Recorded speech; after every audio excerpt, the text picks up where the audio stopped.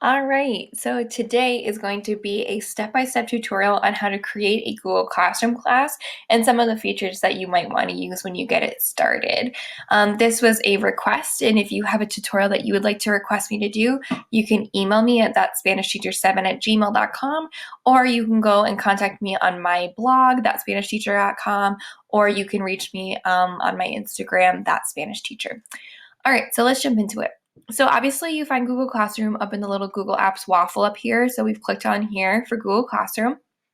And the first thing you're going to do is come up to this little plus sign in the top right-hand corner. And we're going to click Create Class because we are creating a brand new one.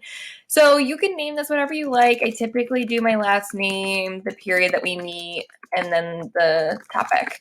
You could obviously put that stuff here like Spanish 3, Spanish is the subject, room, whatever, but that's not necessary. I really just do the title just because that's helpful for the students to realize which class they're going into when they are in Google Classroom. So I'm going to click Create, and then it's going to slowly but surely create our new Google Classroom class for us. All right, so here is the new Google Classroom class that it created for us. And as you can see, it pre-populates, a color and theme and all that nice stuff. You can change it if you want right here. You can select your own theme and they have different ones for different topics, or you can just leave it as is, which is what I'm going to do now. And you can even upload your own photo for this banner right here if you would like. So this is the class stream, is this page right here, and you can see it says stream up at the top. So the stream is basically where all of your information is going to be put into one long list, and it's also where you can make announcements to your class. So it's good to think of your stream as kind of like your Facebook newsfeed page. So when you go to your newsfeed, you can see a list or even your Facebook wall. So you can make, an announcement on your Facebook wall, or you share like a status or whatever, and then you have a list of all the things in chronological order that you have communicated to your friends. And so the same idea is here in the Google Classroom. Your stream shows anything that you've announced, like a Facebook post, and then it'll also have all of your previous posts listed here in chronological order. On the left-hand side, we have the upcoming tab, which shows all upcoming work. This is something that you have your side for the teachers to show what you have scheduled for the students to complete with their due dates. And students also have a tab like this on their view to see what they need to complete upcoming. So if you click on this view all, if you had any assignments here, it would tell you their names, it would tell you how many students have done them, how many students haven't done them, if you've graded them or not, when they're due, all that good stuff. So we're gonna go back to the stream. And so if you're gonna click here to share something new with your class, ideally this is you either just making a general announcement or just sharing something with them that you want them to be able to see. But if it's something that you want them to complete or a task that they have to do, you would want to do that up here in the Classwork tab. So we're gonna go to that now. So as you can see, you can assign work to your class here. So if you go to this Create button, you can see there's different categories of things that you can do. So the first one I'm going to show you is topic. So topics allow you to organize your stream of classwork. Okay, so sorry, I shouldn't have used the word stream. It allows you to organize your classwork, and that's for both you and for your students. So for example, you might want to have a topic for homework, which is something that I have. I actually have it by which type of assignments I do. Or you might want to do a topic for what unit you're in. So you could do Unit 1, Lesson 2. So that way your students know if you say, oh, from Unit 1, Lesson 2, this is all things in that unit. And then as you create classwork for them to do, you can dump them into these topics. So you want to think of them almost as like folders in your Google Drive. It just organizes your work for you and your students so it's easier for them to find things, okay? So then you're going to go back to create, and we're going to look at the different types of things that you can create. So the first thing you can do is just a general assignment. So this is anything that you would like your students to complete, okay? It is something they need to do for you and turn in for a grade. So you have to put the title first. So I'm going to say like essay number 5, favorite color. Okay, and then I'm going to put instructions. Please write an essay about your favorite color and turn it in. And then you can go down here to add. you can take things from other places that you've already created. So if you have something in your Google Drive, if you have a link, if you have a file from like your computer or a YouTube video, you can attach that here. Or if you haven't made it yet, but you would like to, you can click create and you can create the document right there. So I haven't created this yet, so I'm going to go ahead and click Docs. And it's going to create a brand new Google Doc for us. And it's going to open it right up. And now I can create the assignment that I want my students to do. So I'm going to write essay number 5. And then I'm going to write that here. What is your favorite color and why? And so now when my students go to open this document, this is what they are going to see. And so ideally they would want to, put their name or something like that on there. And then they would write an essay about what their favorite color is and why.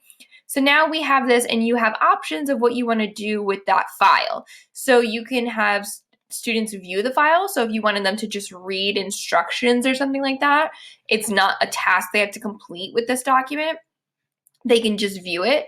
If you want students to edit the file, that means that any student in your class who opens this document can edit it. So that means if you want to have a class discussion in here, you could have that, but be mindful, if all the students can edit it, they can take away anything you've written. They could go ahead and delete each other's answers. They can write silly, inappropriate stuff, all of that nonsense. So I try to stay away from that. I think the best option is make a copy for each student. And so that means when those students go and click on this document in the assignment, it's going to open up something that looks like this. And then this is their own individual copy that is already shared with you. So they can go in and write their entire essay. And they can each write their own essay, and they will not be able to see each other's work. They cannot edit each other's work, none of that nonsense. And then it gets turned into you, and you can read each student's copy, which is great. On the right-hand side, you can choose which periods get it. So if you would like, you can select it for multiple classes. However, if you're going to schedule your post, which means that you're going to make it so it's in the future and you don't want them to see it yet. So maybe I know I'm going to do this next week, but I don't want the kids to start it yet. If you're scheduling a post, you can only do one class at a time. If you're assigning it right now, you can do as many classes as you like. So just be aware of that. That's a Google Classroom kind of not so nice thing that I really wish they would fix. You can also choose which students from that class have this assignment. So if you have a mixed class of honors and academic students and you want them to do different tasks, but they're all in this same Google Classroom, you could say, okay, here's the honors essay, and that's going to go to just these honors kids, and here's the academic essay, and it's just going to go to these academic students. And then you don't have to make Google Classrooms for 2 different sections within one classroom. They're all just like your period 8 class. You can choose the amount of points that it is worth, or if you would like, you can make it ungraded. You can choose the due date. You don't have to choose a due date. Like you can see right here, it says no due date. So you can do it's due tomorrow at midnight. And this is nice for me particularly because I really like to keep track of when students turn work in. And so if you do choose a due date, you can make it in your settings that it will email you if students turn it in past the due date, which is nice because then students don't have to let you know that it was turned in late. So you already know you have to go back in and grade that late work. And then you have topics. So this is what we did before. So as you can see, here are the 2 topics I created earlier. So if this was a homework assignment, I could put it in homework, and then my students would easily know in their stream and in their classwork page that this is under the homework tab. So this is a homework assignment. What's really nice is they recently added in this rubric feature, which I love. And I think I actually might do a separate video on just how to create a rubric for Google Rubrics. But you can reuse one that you already have, import one from sheets, or you can create one. It's very, very easy to do. I'm not going to waste a lot of time on that, but you can say you do the criteria, like the title, what that actually means, and then how many points it's worth. And you can do a bunch of them, and then it will be a really quick clickable rubric that you can do in a score and attach to each of these students' work so they can all see the rubric that you use to grade them, which I think is super cool. Originality Reports is kind of like turnitin.com. If you click this, if you wanted to have them do this essay and you didn't want them to copy from a website or something, you can turn this on and it'll give you a brief originality report of how much it matches other websites. I've never used it, so I can't go too deep into it because obviously as a Spanish teacher, this isn't super useful for me. And I do want you to know it does not look at their work versus other students' work. So if you want to see if Bobby copied Jimmy, it's not going to tell you that, just so you're aware. So now that we have this in here, we can go ahead and, like I said, we can just click assign up here and it'll assign it to our class.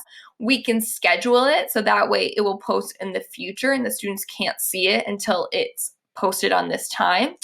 Or you can just save it as a draft or discard the draft. So we're just going to assign it right now so you can see what that looks like.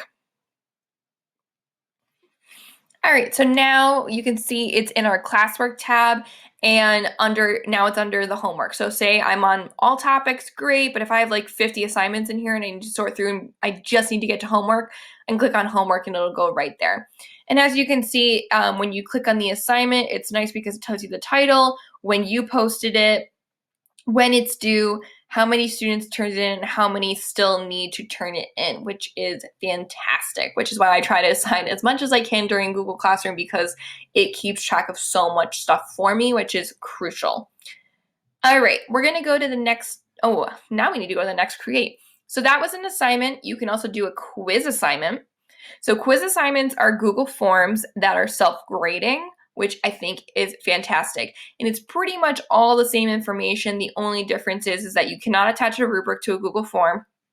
It does create one for you, and you can automatically, so you can just delete that and add one from your own drive, or you can open up that one and you can create a quiz out of that. If you've never created a quiz on Google Form, I can't recommend that enough, especially during digital learning. It's fantastic for assigning homework. I do all of my homework through Google Forms. If you're interested in what it looks like, how I assign homework through Google Forms and how you can actually make these quizzes here, I do have a separate YouTube video on just that topic, which I really recommend to you because this is the best way to work smarter and not harder in the classroom, in my opinion, because it grades itself. It's really quick and easy to do. And then when you are done, it will show you their names and their grades right next to each other in your grades tab. And so you don't have to do basically any work. You can just go right in here to grades and it'll show you exactly who got what on that quiz. And you can just import it into whatever grading system you have, which I think is fantastic. Next, you can do a question. So a question is a class question. So you could ask your students, maybe you don't want them to do that individual document. You want everyone to discuss the question, what is your favorite color and why? So now this is a class discussion. So students can write a short answer, or you can also do a multiple choice. So you might say, please respond to the question and also respond to two of, oh my gosh, I can't type and talk, two of your classmates. It's really hard to do, guys. So you can attach work here if you would like, or you can just make this a general question. And again, all of these things are the same. The only difference is down here, you can have it whether or not they can reply to each other and whether or not they can edit their answer. So for example, if you don't want them to reply to each other, you can turn the setting off. So all they can do is just answer the question. Just be mindful though that this, since it is a question, will show on the feed, and they can also see all of their classmates' answers, okay? So if you don't want to have this be an open discussion and you don't want students to see each other's work, you should not do a class question, okay? You should only do this if you want this to be an open kind of book assignment. All right, and then the last couple things, we have material, which is self-explanatory. It's just a material. This is typically where I put, like, I'll attach a Quizlet or, you know, a YouTube video that they need to watch, or if a presentation we did like a notes PowerPoint, I'll attach the PowerPoint here, and I make a topic for that here. I'll put like study, and then I'll put all of their study materials into that one tab, which is great. And then we also have reuse post. So this is really cool because say for example, we talked about before how you can't schedule to multiple classes. So what you can do as a workaround is if I already made a post for, you know, essay number 5 in this class and I scheduled it for Friday, I could go into a different class now and I could click reuse post and I could steal that from a different class. This is taking too long, so I'm just not going to show it. All right. All right, so that's pretty much it for the different classwork. If you've never used Google Classroom before and you don't really see the benefits, I can't express enough the ease with which you can disperse information to your classes.